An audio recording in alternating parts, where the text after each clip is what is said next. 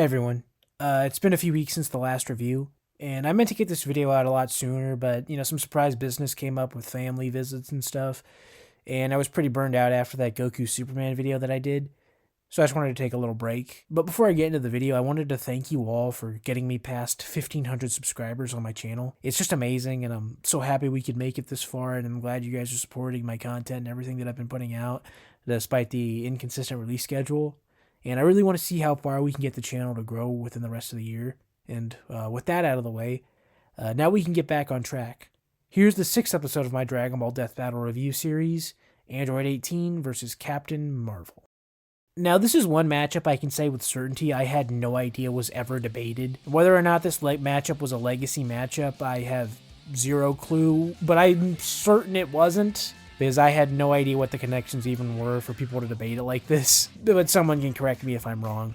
But since I've discussed with people on Twitter, and we all agreed this matchup really made no sense, even looking at the connections and having them pointed out to us, which really just begins and ends with powerful blonde heroines who are once normal people who are given immense powers. The means in which they got these powers, their personalities, their roles, and the nature of their powers are completely different.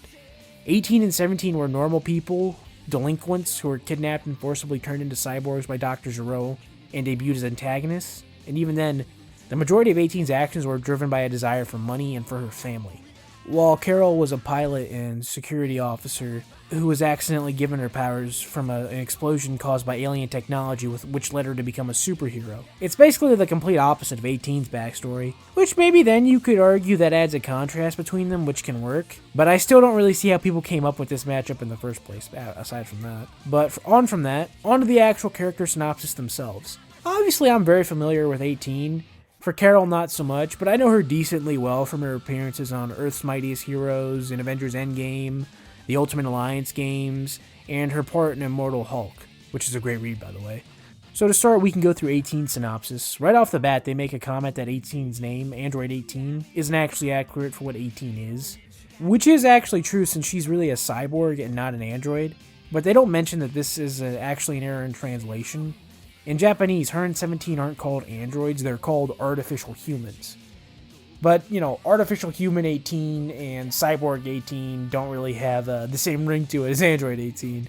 The next issue they list the ability energy absorption as one that 18 has, which is an ability that she's explicitly stated to not have in the manga. The only time she's ever had this ability is in some of the video games, but I don't think they should be used, as that's literally just a gameplay ability and not something that she canonically has. This is something I've seen get called out before, and I believe the crew themselves have addressed this as a genuine error on their part, so that's something to mention. The next thing they mention about 18 that I have a problem with is saying she deflected a Super Saiyan Blue level Kamehameha from Goku. Now, she did technically do this, but they left out context. This was in a scene where Goku was sparring with Krillin, who was greatly lacking confidence before the Tournament of Power, where he used a form where his ki couldn't be sensed by Krillin, so he wouldn't know how much Goku was holding back to boost his confidence and give him a taste of what the power they were going up against was. He was not going all out, so it's not as impressive of a feat as it may seem. They mentioned in the comments that they downplayed 18's speed in the video, and that a correct calc would have her as much faster, which seems to be true, so I won't argue there. And now for Carol's analysis. Like I mentioned before, I haven't read much with Carol in it, mostly just off her appearances in Marvel Team-Up media, so whether or not their feed analysis of her is correct, I can't say, but I do really like the way they cover her whole history here. From what it seems like, Earth's Mightiest Heroes was a pretty faithful adaptation of her origin story, so that's nice to see. And I also legit did not know all the history about her name changes that she's had throughout the years, like Binary and Warbird, so that was cool to learn about. The rest of it seems pretty straightforward, as they're just kept calcing the stats of this in scale of her feats that she's done and giving a cool recap of her powers and history. And I like this bit they mentioned discussing her struggles with alcohol in the past, and how even Iron Man was worried about her. And anyone who's read Iron Man knows his great struggles with drinking. So if Tony Stark says you have a drinking problem, then you really have a problem.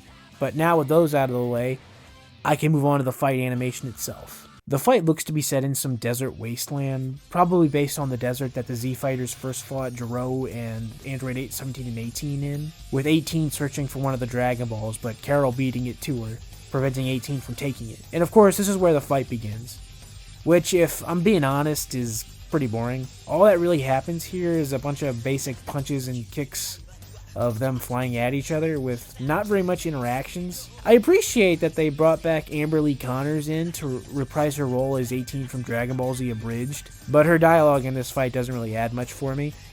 The choreography for me here isn't that cool to me, especially compared to how fun their previous videos like Kirby vs. Boo or Hercule vs. Dan got. I do kind of like this sequence of Carol absorbing 18's energy and powering up. That was pretty cool, and her little fight against 18 with it was nice. But then she fires all that energy back at 18, who then absorbs... Surprise! I can do it too! No, you can't. Then 18 kicks Carol in the face a couple times, sends her to the ground, and finishes the fight. And I gotta say, that's probably set a record for the shortest Dragon Ball Death Battle fight I can think of. That wasn't even a full 2.5 minutes long, which overall for me was pretty boring too.